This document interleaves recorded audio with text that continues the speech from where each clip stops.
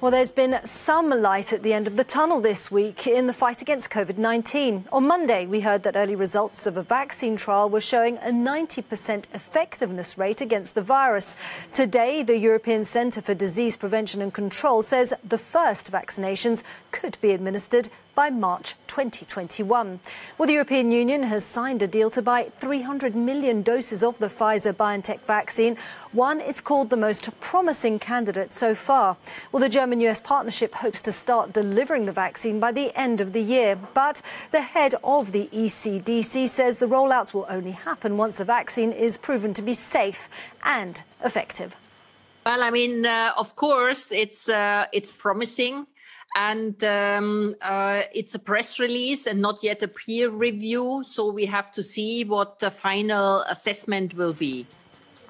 Well, the EU has already signed 3 other deals with pharmaceutical companies working on COVID-19 vaccines. In total, the bloc has secured nearly 1 billion potential doses. Efi Kutsakosta spoke to the European Commissioner for Health, Stella Kyriakides, who said the EU's vaccine portfolio could expand even further.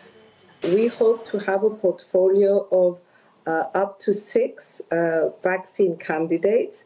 So as you can understand, on the amounts, on the number of vaccines that will be available within the EU will very much depend on how many successful candidates we have. If all goes well, and it may be that we have more than one safe and effective vaccine, if all goes well, and of course this is pending authorization by the European Medicines Agency, we would expect that we possibly could have the first vaccines available possibly end of 2020, beginning of 2021. Well, globally, COVID-19 is spreading significantly faster now than in the first wave. The US remains the hardest hit country. It has reported over 1 million cases in the last 10 days. It's hit a record number of hospitalizations with 62,000 people needing treatment. Texas became the first US state to surpass 1 million cases on Wednesday, and California is tightening restrictions as cases rise to their highest level in months. In Europe, hospitalizations and deaths from the virus continue to rise. The UK government figures show the death toll from COVID-19 has now passed 50,000. The country, the highest number of deaths in Europe.